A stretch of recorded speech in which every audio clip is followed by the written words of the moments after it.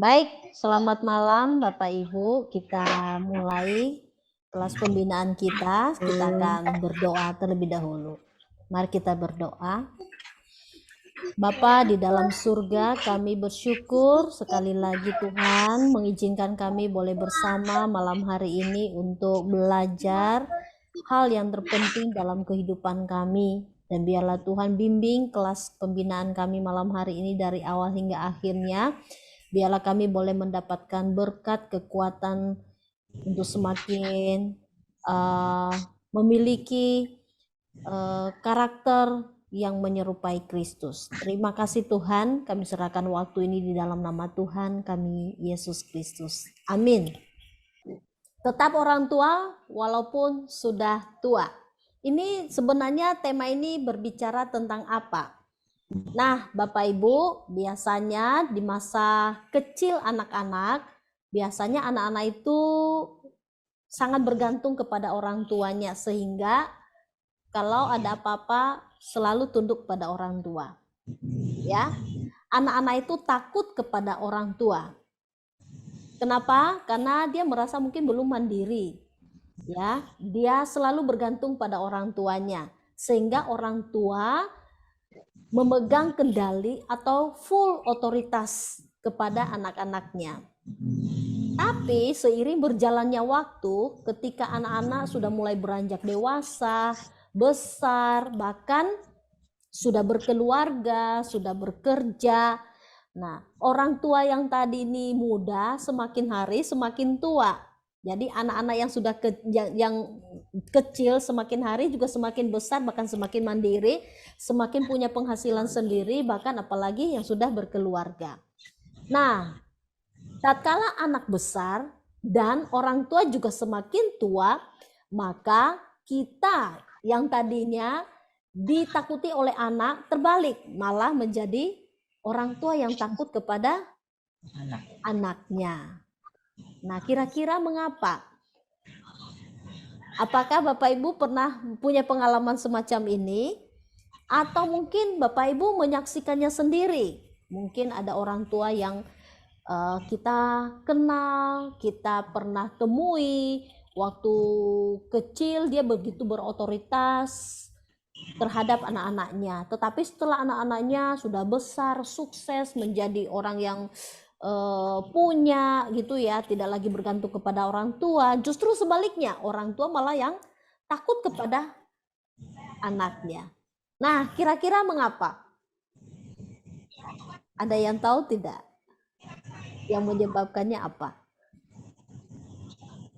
Nah, saya coba mengajak kita ya untuk melihat beberapa penyebabnya.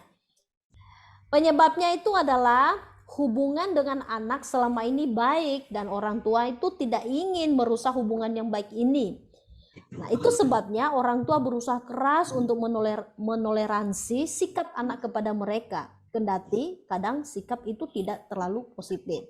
Jadi ya pikirnya ya sudahlah, wong aku juga sama anakku baik-baik aja kok selama ini. Ya aku lebih suka hubunganku baik-baik, biar aja mungkin saya menemui dia punya sikap perilaku yang tidak baik ya, tetapi ya saya tidak mau cari masalah deh, kan toh juga selama ini saya ikut anakku ikut aku, ya baik-baik aja.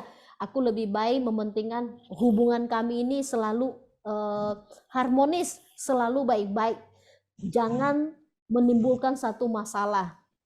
Jadi orang tua yang tadinya itu merasa bahwa aku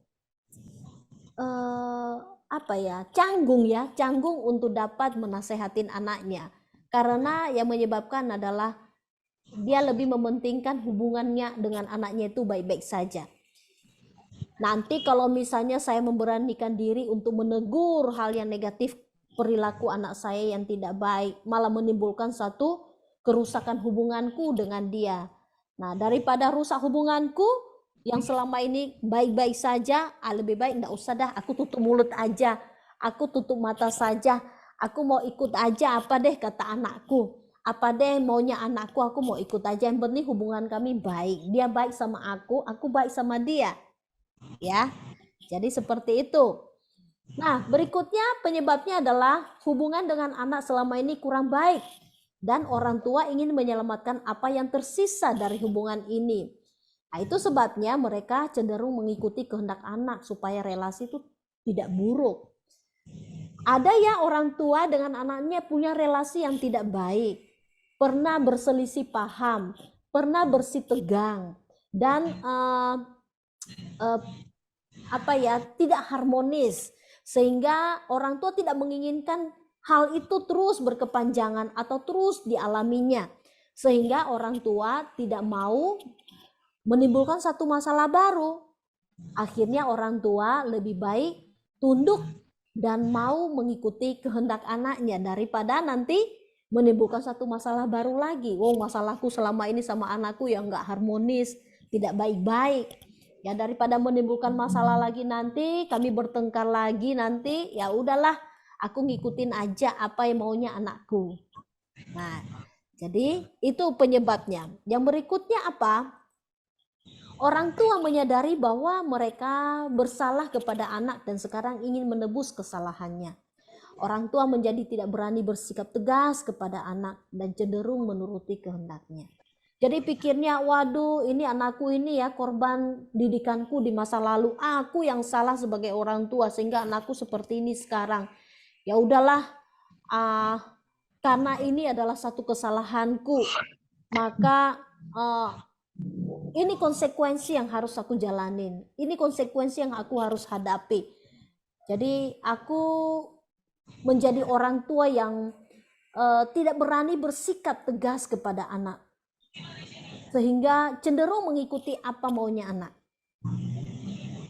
Ya. Yang berikutnya, orang tua bergantung penuh pada anak secara finansial. Mereka menjadi sungkan bersuara kepada anak karena sadar bahwa mereka adalah tanggungan anak. Jadi pikirnya, wah, aku nggak berani sama anakku, ya. Aku ini kan sudah tua, aku nggak punya penghasilan sendiri, aku bergantung penuh kepada anakku. Lah kalau aku macam-macam sama anakku, lah nanti kalau aku nggak dinafkain bagaimana, ya? Kalau aku nggak dikasih uang bulanan sama anakku ya bagaimana? Kalau aku nanti sakit bagaimana? Kalau aku nanti seperti ini bagaimana? Jadi ada semacam kekhawatiran atau ketakutan dalam diri sebagai orang tua yang sudah tidak punya penghasilan lagi. Nah, bergantung sepenuhnya kepada anaknya, sehingga dengan itu maka orang tua ini sungkan mau bersuara untuk menegur anaknya mungkin atau memberikan sekedar masukan kepada anaknya. Ya, jadi itu yang membuat orang tua itu merasa takut kepada anaknya.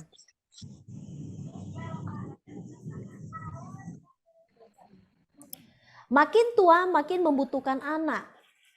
Kalau bukan karena faktor ekonomi, orang tua bergantung pada anak untuk hal-hal yang lain. Misalnya seperti antar jemput. Wah, aku sih tidak bergantung tentang hal keuangan kepada anakku, tapi kan aku ini tidak bisa kemana-mana kalau aku nggak diantar, aku nggak dijemput oleh anakku.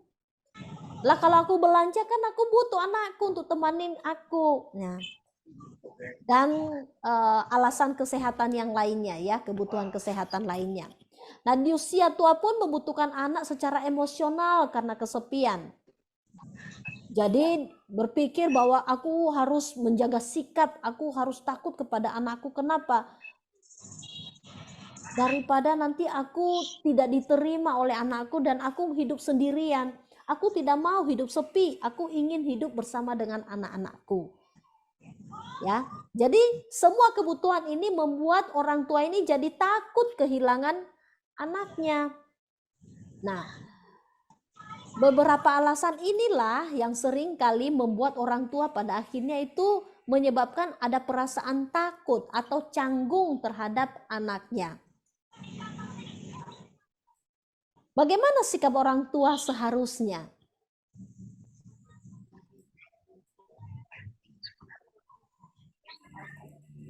Meskipun anak telah besar, ia tetap manusia berdosa. Ia dapat melakukan kesalahan dan berbuat dosa. Kalaupun orang tua, siapakah yang akan memberitahukannya kalau bukan orang tua? Jadi sebagai orang tua harus menegur dosa dari si anak. Namun caranya adalah harus menegurnya dengan kasih. Jadi Bapak Ibu, sebagai orang tua yang hidup di dalam Tuhan, semestinya orang tua mempunyai sikap yang tepat, tidak seperti yang alasan-alasan di atas yang tadi saya kemukakan, bahwa mengapa orang tua itu mesti takut terhadap anaknya. Oh, orang tua meskipun tua tetaplah orang tua dari anak-anaknya. Karena itu sebagaimana sikap orang tua yang dikehendaki dalam firman. Nah, firman Tuhan mengatakan bahwa kalau ada yang bersalah maka harus ditegur, ya. Meskipun anak telah besar, ia juga tetap sebagai manusia yang berdosa. Nah, siapa lagi yang menegurnya kalau bukan orang tuanya sendiri? Nah, masalahnya adalah bagaimana cara menegur dari kesalahan anak itu. Harus dengan cara yang penuh dengan kasih. Nah, firman Tuhan katakan di Galatia 6 ayat 1. Dia berkata, saudara-saudara, kalaupun seorang kedapatan melakukan suatu pelanggaran, maka kamu yang rohani harus memimpin orang itu ke jalan yang benar, dalam roh lemah lembut, sambil menjaga dirimu sendiri, supaya kamu juga jangan terkena pencobaan. Jadi firman Tuhan berkata, kalau seorang kedapatan melakukan satu pelanggaran, maka kamu, atau kalau anak melakukan suatu pelanggaran, maka sebagai orang tua yang memiliki kerohanian yang baik harus memimpin anak itu ke jalan yang benar di dalam roh lemah lembut. Itu kata firman Tuhan. Jadi jangan merasa sungkan, nanti kalau aku negur anakku maka aku akan dibuang, maka aku tidak diterima, maka aku akan mendapatkan suatu perlakuan yang tidak baik, maka aku punya relasi yang buruk dengan anakku. Tapi kalau kita ingat firman Tuhan ini, maka sebenarnya firman Tuhan ini mengingatkan kepada kita, siapa lagi yang menegur dan menuntun anak-anak kita itu kepada jalan yang benar kalau bukan orang tuanya sendiri. Meskipun bergantung pada anak dalam segala bidang, tetap fokuskan mata pada kebenaran ini, yaitu Tuhanlah yang memelihara hidup kita. Jadi terkadang orang tua itu mengapa akhirnya sungkan, ya takut kepada anaknya karena pikir, waduh aku kan bergantung hidupnya sama anakku. Anakku setiap hari kerja keras untuk menafkahi keluarganya dan menanggung saya juga. Masakan aku mau berbuat sesuatu hal yang tidak menyenangkan hati anakku. Jadi pikiran orang tua itu apa? Mempertimbangkan keamanannya, mempertimbangkan kelangsungan hidupnya ke depan. Tetapi firman Tuhan berbicara kepada setiap orang tua malam hari ini, bahwa meskipun bergantung pada anak dalam segala bidang, maka orang tua meskipun sudah lanjut usia, keterbatasan fisik, diharapkan oleh Tuhan yaitu tetap fokus matanya pada kebenaran Tuhan, bahwa Tuhan yang memelihara hidup kita. Di dalam Matius 6 ayat 31 sampai 32, firman Tuhan berkata, sebab itu janganlah kamu khawatir dan berkata, apakah yang akan kami makan? Apakah yang akan kami minum? Apakah yang akan kami pakai? Semua itu dicari bangsa-bangsa yang tidak mengenal Allah. Akan tetapi Bapamu yang di surga tahu bahwa kamu memerlukan semuanya itu. Jadi meskipun sebagai orang tua bergantungnya kepada anak, tetapi Tuhan katakan fokus kepada pemeliharaan Tuhan. Tuhan katakan janganlah kamu khawatir dan berkata, apakah yang akan kami minum? Apakah yang akan kami pakai? Karena semua hal yang seperti itu juga dicari oleh bangsa-bangsa yang lain, yang tidak mengenal Tuhan. Tetapi kita yang kenal Tuhan, siapa yang pelihara hidup kita? Yaitu Tuhan. Jadi cara Tuhan memelihara hidup kita itu bisa melewati anak-anak dari Bapak Ibu, bisa melewati siapapun. Nah, jadi kalaupun anak-anak Bapak Ibu menanggung kehidupan Bapak Ibu, bukan berarti Bapak Ibu tidak memiliki hak sebagai orang tua yang membimbing anak-anak di dalam kebenaran. Nah, Tuhan memerintahkan anak untuk menghormati ayah dan ibunya. Firman Tuhan berkata, ya, kata hormat di sini juga mencakup tanggung jawab memelihara kehidupan orang tua di masa tua. Jadi Tuhan itu sangat peduli kepada orang tua. Orang tua waktu anak-anak yang masih kecil, Tuhan titipkan anak-anak yang masih kecil ini sebagai tanggung jawab penuh dari orang tua. Tetapi setelah anak-anaknya sudah besar, orang tua tadi lanjut usia, maka kebalikannya, anak-anaklah yang menanggung orang tuanya. Jadi kata hormat itu tidak sekedar hormat dalam tutur kata, dalam sikap, tetapi berbicara mengenai tanggung jawab memelihara kehidupan orang tua di masa tua. Jadi anak bertanggung jawab kepada Tuhan dalam hal ini. Bahkan secara langsung Tuhan mengaitkan tanggung jawab anak memelihara orang tua dengan berkatnya, yaitu supaya lanjut umurmu di tanah yang diberikan Tuhan Allahmu kepadamu. Jadi Bapak Ibu, pada saat usia lanjut ya, harus bergantung kepada anak, dan anak memang punya kewajiban untuk menanggung kehidupan orang tuanya, karena itu adalah perintah dari Tuhan sendiri, firman Tuhan sendiri.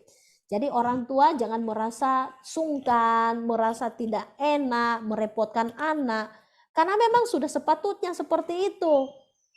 Sudah sepatutnya orang tua dijaga oleh anak-anaknya.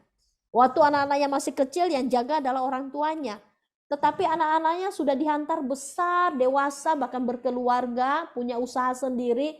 Nah, kebalikannya, anak-anaklah yang menanggung orang tuanya sampai mereka dipanggil Tuhan. Jadi kita di dalam dunia ini saling memberi keuntungan, saling memberi tanggung jawab, ya. Tuhan memberi kepada anak tanggung jawab untuk menjaga, memelihara orang tua yang sudah usia lanjut, dan itu suatu kewajiban yang dilakukan.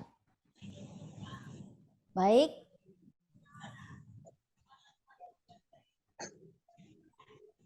Orang tua tidak perlu takut akan reaksi anak, sebab masing-masing bertanggung jawab kepada Tuhan. Firman Tuhan menegaskan, sebab tiap-tiap orang akan memikul tanggung jawab sendiri. Nah, Bapak Ibu, mungkin Bapak Ibu saat ini ada yang masih terus bekerja ya, di usia yang sudah lebih dari 60 tahun, masih jaga toko, masih punya penghasilan sendiri. Tapi bisa suatu waktu nanti Bapak Ibu sudah tidak bisa mengerjakan itu karena usia yang tidak mendukung, fisik yang terbatas, yang mungkin lemah. Karena itu firman Tuhan ini benar-benar memperlengkapi, bahkan berbicara kepada Bapak Ibu, bahwa orang tua tidak perlu takut akan reaksi anak ketika dia harus menanggung Bapak Ibu, karena itu adalah firman Tuhan untuk anak-anak. Firman Tuhan menegaskan bahwa tiap-tiap orang akan memikul tanggung jawabnya sendiri. Nah, jadi anak-anak bertanggung jawab kepada siapa? Kepada Tuhan. Orang tua juga bertanggung jawabnya kepada Tuhan. Jadi saat anak-anak menanggung orang tuanya, nah orang tuanya juga tidak punya penghalang atau penghambat ketika melihat anak-anaknya mungkin butuh tuntunan dari orang tuanya, maka orang tua jangan sungkan, jangan merasa takut ya kepada anak. Anakku nanti kalau aku nasehatin, aku begini-begini, nanti punya masalah lagi dengan mereka ya. Tidak.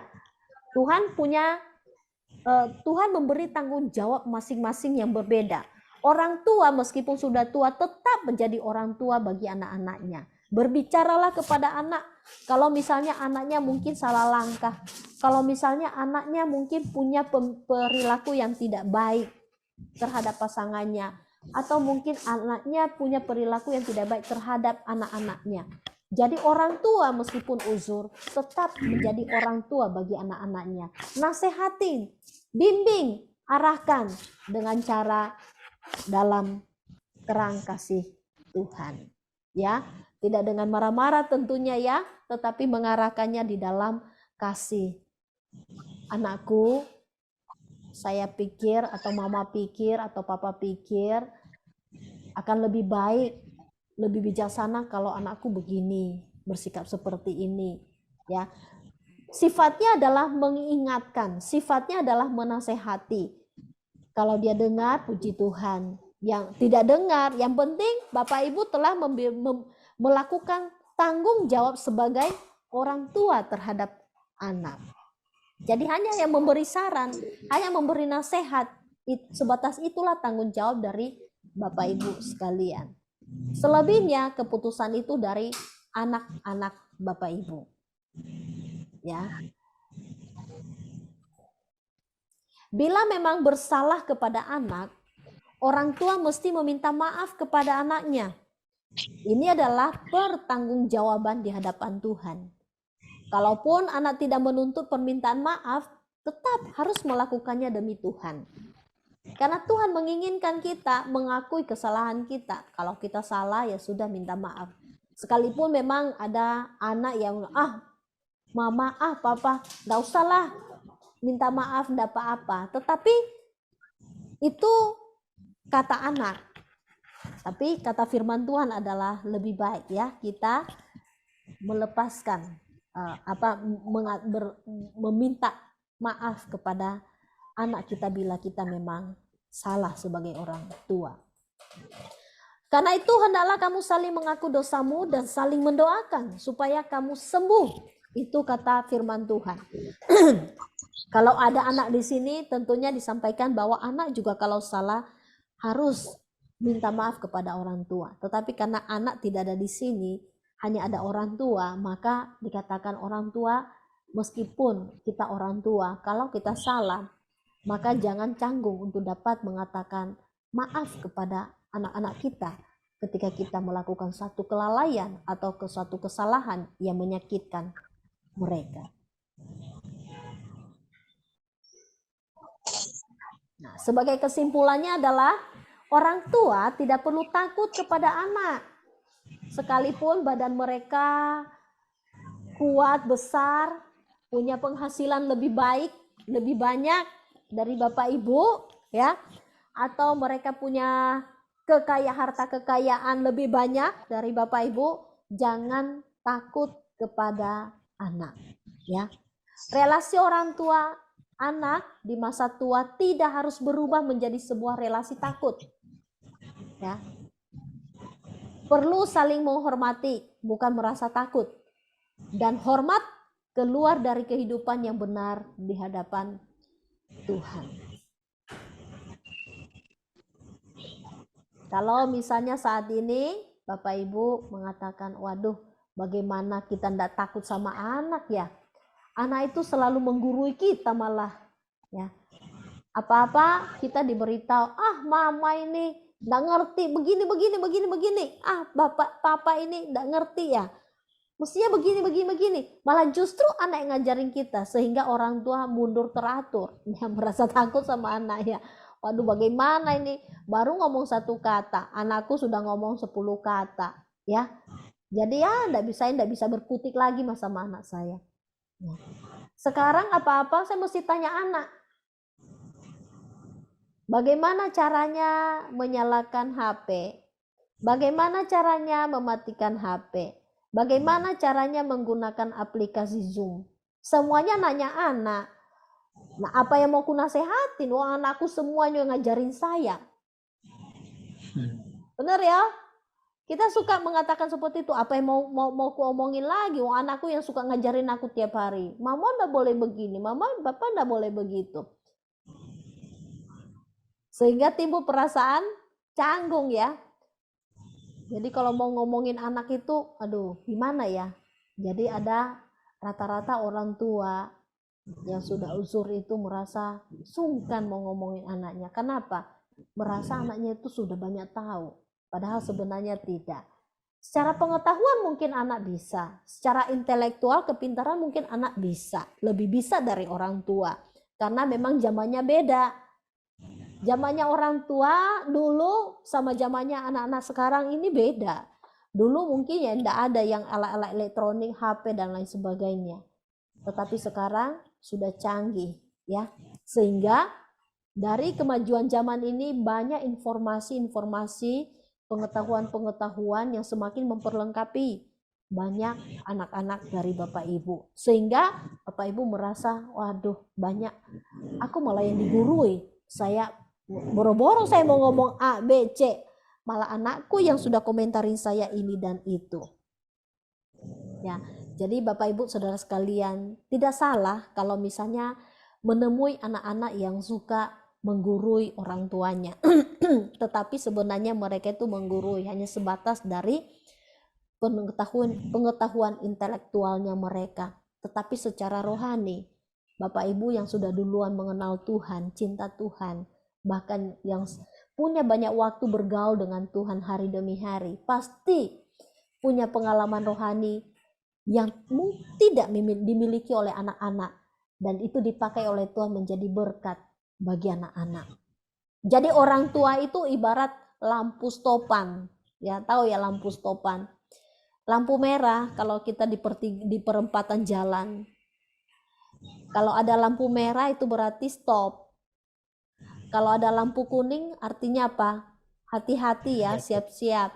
Nah kalau ada lampu hijau, apa tandanya? Ya jalan ya. Nah orang tua selalu seperti itu, dipakai oleh Tuhan, tentu berdasarkan pada kebenaran firman Tuhan ya.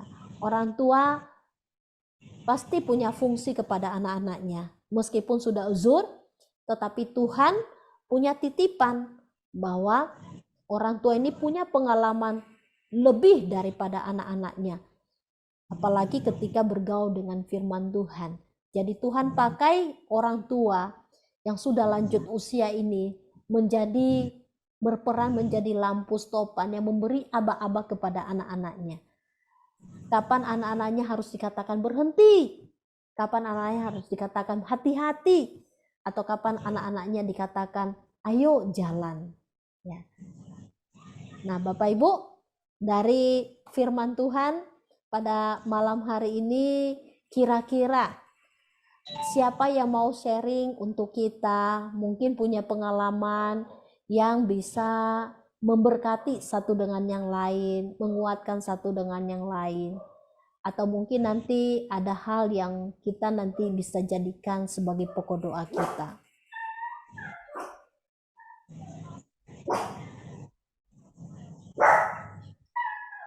Ingat ya tadi yang saya sampaikan ya, bahwa sekalipun orang tua sudah tua, orang tua tetaplah orang tua ya. Orang tua walaupun sudah tua.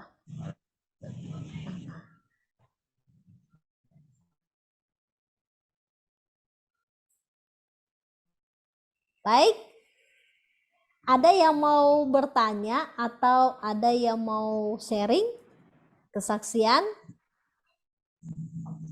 Pernah enggak Bapak Ibu punya pengalaman, waduh takut sama anak,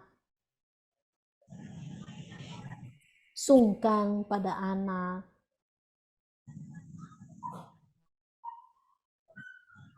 Ada yang punya pengalaman seperti ini?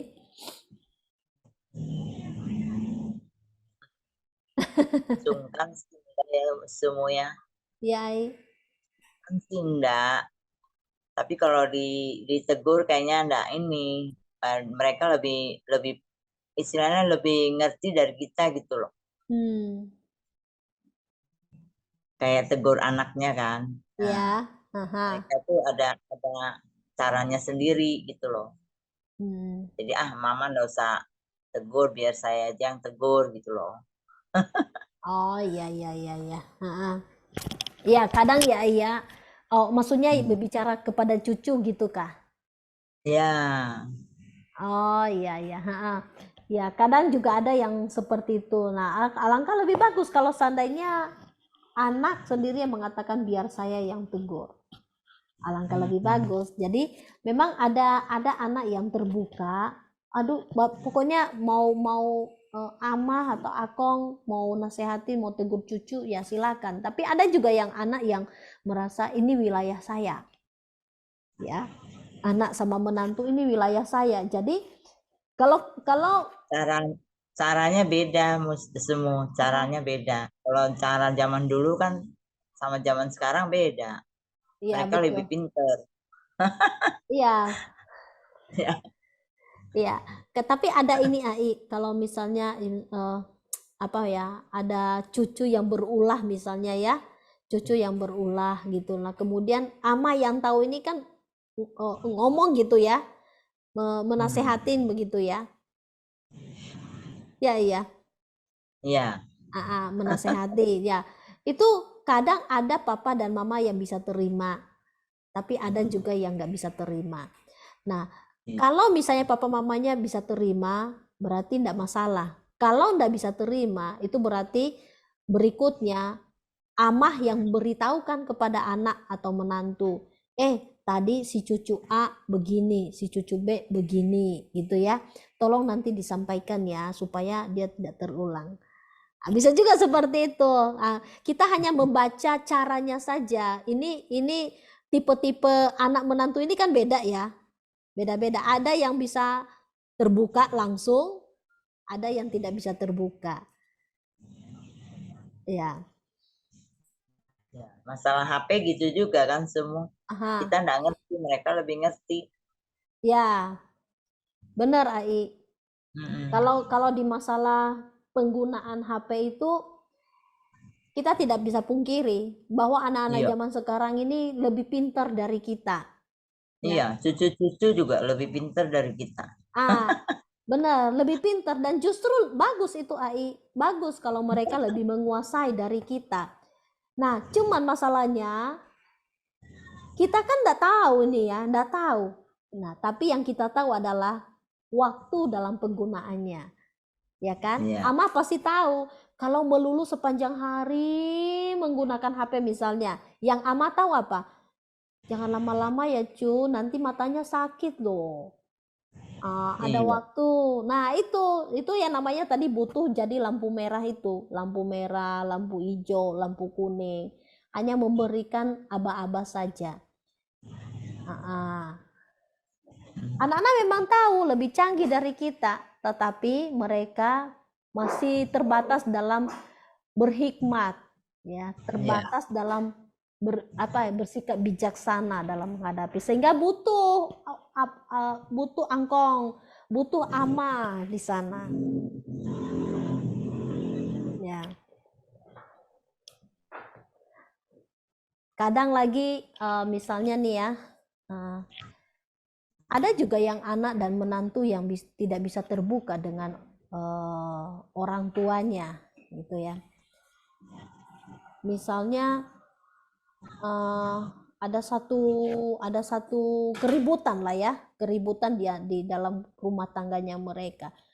Apalagi kalau misalnya anak-anak menantu ini tinggal satu rumah dengan orang tua gitu ya. Nah, mau ndak mau kan menyaksikan atau mendengar kenapa relasi mereka ini berbeda, tidak seperti kemarin begitu. Ya.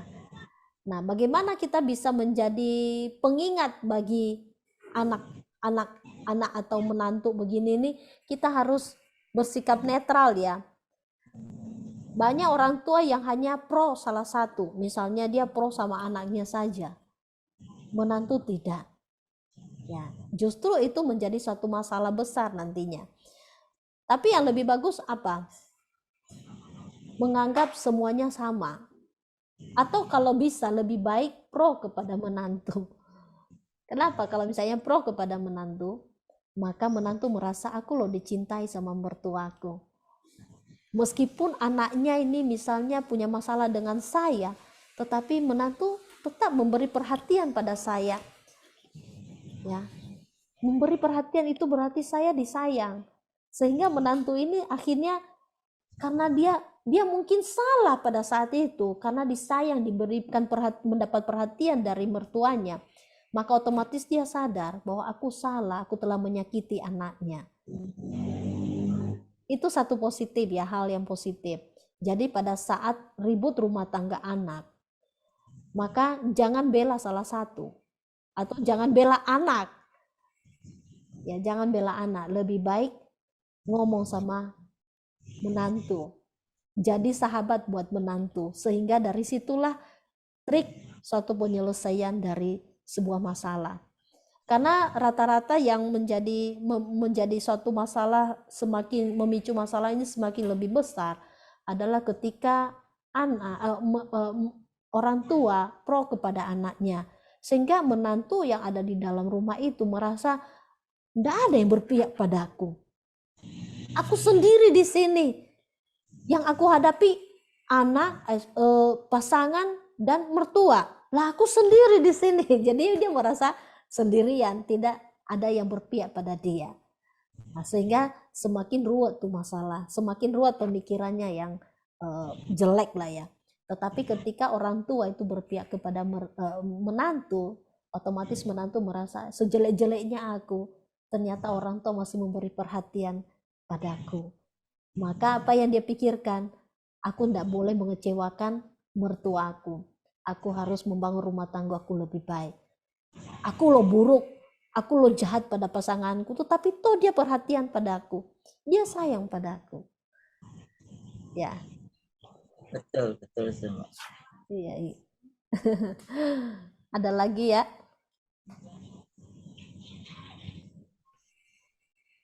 Ayen.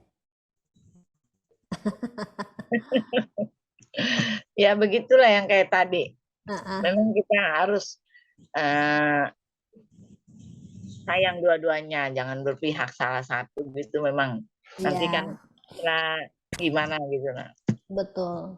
Jadi semua tadi memang dia orang kalau bertengkar kita nggak boleh ikut campur. Betul. Cuma mendengarkan, nanti kapan-kapan baru kita kasih tahu. Ya. Nah, tapi kalau dia nggak bicara, kita bisa bereskan mah. Oh iya dah. Iya, betul. Iya. Tapi kita banyak campur ya, kadang-kadang nanti malah kacau. Iya, benar. Iya, malah nanti tambah ruwet. Tambah ruwet ya. Takutnya gitu. Jadi kita memang bertanya kenapa. Oh, enggak apa-apa, nah kita bisa selesaikan masalahnya. Oh iya, sudah, puji Tuhan. Kita sudah selesai. Iya. Kadang-kadang ada bertengkar. Cuma sama angkong diam-diam aja. Kita jangan ikut campur. Tapi nanti besok hari, ya baik sudah. Kadang-kadang saya tegur cucu saya juga. Tegur cucu kan pas lagi mamanya nasihat. Jadi kadang-kadang kita orang tua ini keceplosan. Terus nanti ada berapa jam, Mak, nanti kalau saya ada nasihat anak saya, Mama jangan potong ya. Soalnya nanti dia enggak denger gitu. Ya betul juga ya. Iya. Ini keceplosan. Iya. Mau bantu ceritanya. Ya itulah. Memang kita harus rem memang harus lihat keadaan juga. Ya itu sudah. Betul. Ya, sip, mantap itu Ai. Ada lagi Ai yang mau disaringkan? Ini hal positif yang bisa dibagikan untuk Ama Agong.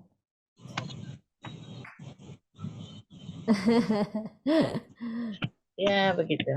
Nah, ada Ai Maria, ayo Ai Maria, bagaimana pengalamannya Ai? Itu jaga cucu terus. Ya, buat jaga cucu. Jaga cucu, masak terus ya. Jaga cucu, sayang Masak keluarga, terus. masak. Ya. Aku aman-aman saja. Ya. Jadi hari-hari masak ikut. Iya. Capo dia. Hari aseng dia makan capo terus ya. Iya. Dan samcan. Nggak boleh itu terus. Ayo, ada lagi yang mau cerita? Anci Abi nggak muncul ya Anci Abi. Iya, nggak bisa muncul. nggak Nah, bisa, sayang ya. sayang. Ai Erlin juga keluar masuk ini. Ya. Ini siapa ya Chan Mei Like. siapa ya? Ini ayo Ai bersuara Ai. Ya, Meli itu Meli. An. Iya. Mau sharing nggak? Oh, Meli ya. Meli. Meli. Ya, Meli Ya. sharing, Meli. Sharing. Ayo sharing, dibuka ininya. Mic-nya I. Ya. Apa kabar I? Sehat? Baik ya, sehat. Baik, puji Tuhan. Nah, gimana I? Senang bisa bergabung dengan kita? Suaranya kecil. Oh, suaranya. Kedengaran kok. Oh Kita iya. dengar kok. Ya. Gimana I? Apa Ya. yang bisa dibagikan untuk kita mengenai tema kita malam hari ini? Karena saya nggak di rumah sama cucu, sama mantu, jadi saya kurang lucu. Iya. Oh, Ai tinggal sendiri. Iya, sama suaminya Oh, Berduaan aja ya. masing. iya. Berduaan aja, pacaran aja ya, Meli ya. Hah? Pacaran aja. Nggak kumpul sama mantu dia. Tapi sebenarnya untuk yang kita bicarakan ini bukan harus orang tua yang kumpul sama anak-anak menantu ya, tetapi yang hidup berdua seperti Ai Meli ini ya. Kan nanti misalnya punya anak-anak nih udah besar, sudah berkeluarga gitu ya, mau ndak mau kan mereka punya tanggung jawab orang tua ya kan, mereka memperhatikan Ai mungkin sekali sebulan berkunjung di sana. Terus mungkin mereka sebagai tanda perhatian mereka memberikan ampo buat Ai, iya kan? Nah, seperti itu. Nah, perhatian anak-anak. Nah, kadang seperti itu, ya kadang yang hal-hal yang seperti itu kan kita merasa sungkan ini. Aku melihat suatu kelakuan anak saya yang mungkin salah di mata saya melihat tidak senonoh, saya harus tegur dia. Tapi bagaimana ya kalau saya ngomong nanti entah saya disetopin bulanan saya. Nanti kalau saya ngomong nanti saya ndak dikunjungin lagi di sini. Saya didiemin. Udahlah nggak usah omong lah. Kadang ya bisa seperti itu sih. Sebagai orang tua merasa serba salah. Ya satu sisi kepingin mau ngasehati anak, memberitahukan anak, tetapi satu sisi merasa nanti daripada muncul suatu masalah tutup mulut aja dah. Nggak usah omong-omong. Nah, tapi firman Tuhan ya. Karena mantunya dari Balikpapan. Oh, dari Di Balikpapan. Oh, jauh. Oh, di Jawa ya. Ya. Di Bali, di Jawa, Jauh-jauh di ya. Semarang, di Surabaya. Oh, masing-masing Ya. masing-masing tempatnya ya. Iya. Cuma cewek aja di sini. Oh. Di Balikpapan cuma cewek aja. Tapi bagus Meli masih dekat sama mamanya ya. Iya. Sama mama, sama meme ya. Iya. Bawa mama jalan lah. Ya, bagus lah. Serumah kan sama mama? Serumah? Satu rumah sama mama kah? Enggak. Mama sendirian, cuma dekat aja. Oh, mama sama Meme, ya. Ini Meli sama cangkunya. Menantu sendiri, anak Masih sendiri. kaget ya. Hampir jatuh. Sepi di rumah. Tapi kadang berkunjung kan ke rumah menantu, anak. Ya pokoknya menantu kita itu kita anggap anak sudah lah. Iya. Terbuka aja. Jadi dia senang sama kita. Kita nggak bisa. Orang tua sama anak kayak teman aja. Ya.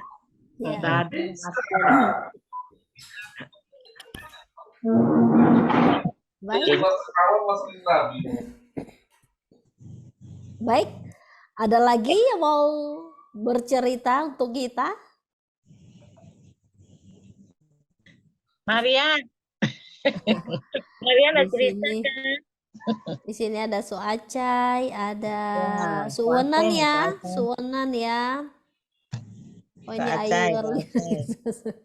Ayerlin tidak Acai. bisa masuk-masuk, keluar masuk terus. Iya. Acai. Ahong. Hong. Aku rindu loh Hong melihat mukamu Hong, lama nggak ketemu. Ahong. Ahong Acai. Ya Ahong Acai. Lama loh udah ketemu. Ahong. Wah, udah lihat.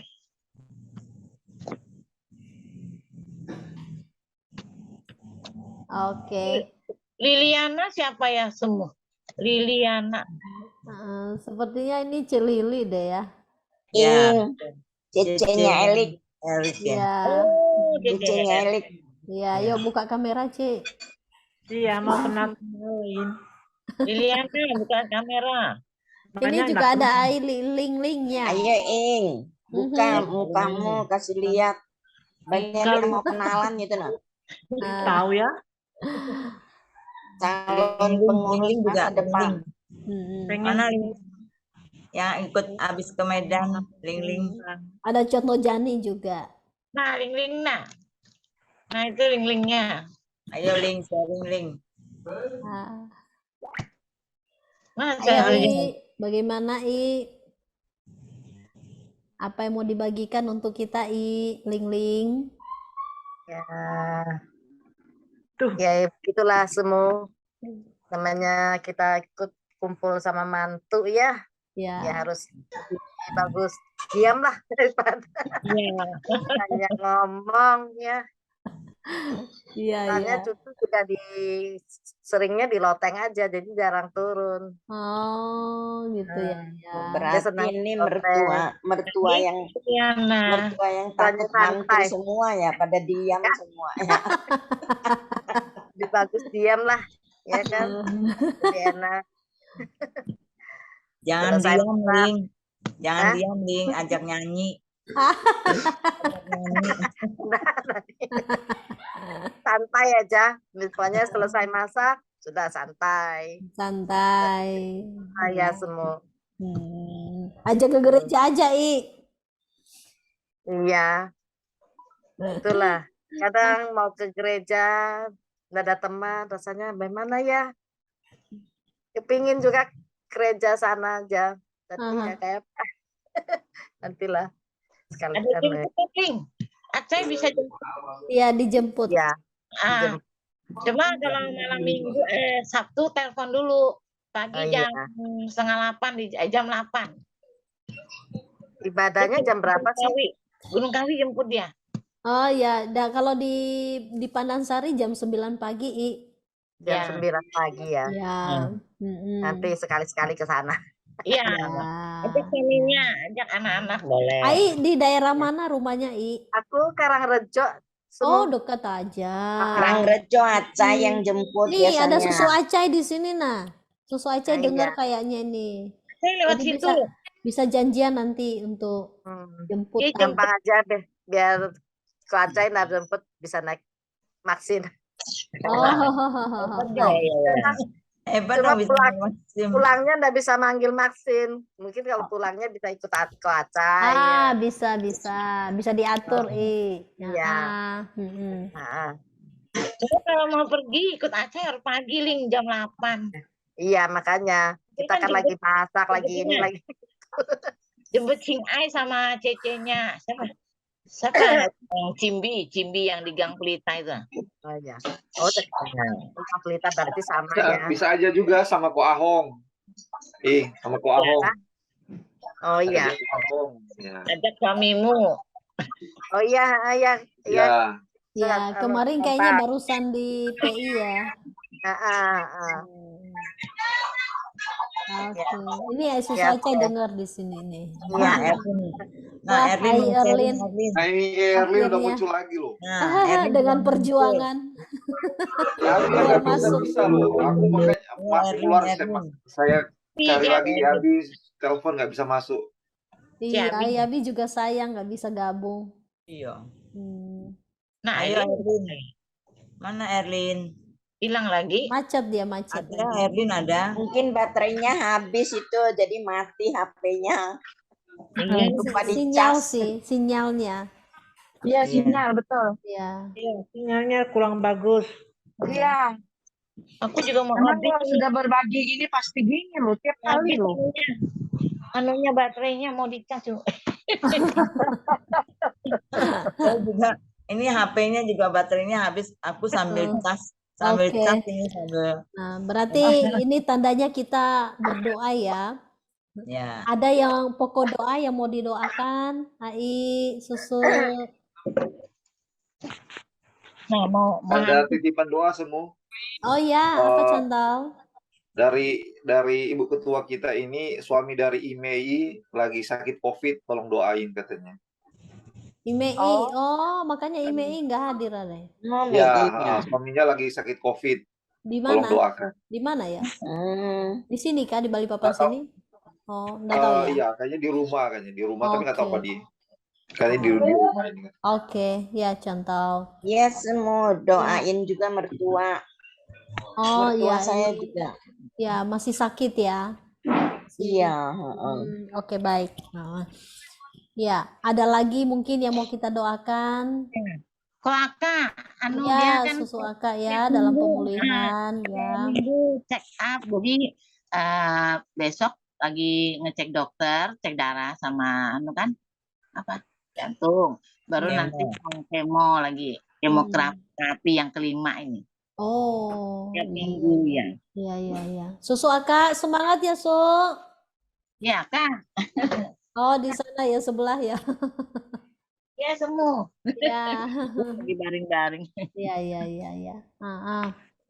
Oke, jadi yang mau kita doakan Ya. namanya Tony, suami dari IMI, siapa? Susu Aka ya. Ya, Apalagi siapa lagi ya mau kita doakan? Ada lagi? Suamiku semua, suamiku juga supaya sehat. biar Oke. semangat. Masih pikir-pikir mau pasang ring itu. Oh iya, dia ada rencana lalu Ayah mau pasang ring ya. Oh belum kan, Dim? Belum, masih mau pikir-pikir mau atur jadwalnya, enggak tahu. Iya. Su Hermawan ya? Iya. Oke. Ada lagi AI Meili. Ada di mana? Ada I? Semangat. Oh.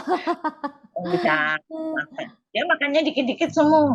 Makannya dikit terus bentar-bentar gitu, nggak bisa makan banyak ya. Iya memang itu sudah memang begitu kalau sudah kemo AI. Iya. Makan dikit-dikit ya. Iya, iya. Terus bentar-bentar makan. Jadi besok mau check up lagi baru kalau nggak salah Sabtu. Biasanya nginep dulu sehari. Oh. Sehari, kadang habis nginep sehari langsung di kemo paginya. Bisa 2 jam, 3 jam pulang. Gitu ya. Jadi kadang sampai Minggu. Kadang Iya, nginep iya. Sabtu, Minggu baru kemo. Jadi kadang Jumat, periksa kalau besok, Sabtu langsung gitu. Iya, Tergantung dokternya, jadwal dokternya kan. baik. Oke. Mau terapi. Ayerlin, ada yang mau didoain, Ai? Semoga sehat terus lah semua. Oh. Ayah, Ya, baik. kita tua-tua ini harus sehat sudah. Iya. Ibunya diberikan kesehatan. Iya, Sehat sudah. iya. Sehat ada vitamin di belakangnya Ai banyak tuh. Iya, banyak. Iya, banyak sekali itu vitaminnya. Sampai nanti gendut. Canda, Ai bercanda. Ya. Ai Ling. Ada Sudah, mau sudah. didoain, Ya, Ai? doa sehat aja, kesehatan aja. Oh, baik. Iya. Ya. Ini ibu-ibunya memang didoakan supaya sehat selalu. Supaya sehat selalu ya. Jangan sampai ini Iya. sakit ya. Baik. Ya, betul. Ini ada Cililian di sini, Cililiana. Cilili. Liliana. Cilili tadi buka kamera, tutup lagi. Cilili. Iya, tadi sudah buka. Ah, Tadi sudah buka kamera, tutup Oke. lagi. ini ada Suunan ya, ini ya. Suunan. So Acai gimana? Ada pokok doa? Enggak ada suaranya. Baiklah, saya akan doakan kita semua ya. Mari kita berdoa.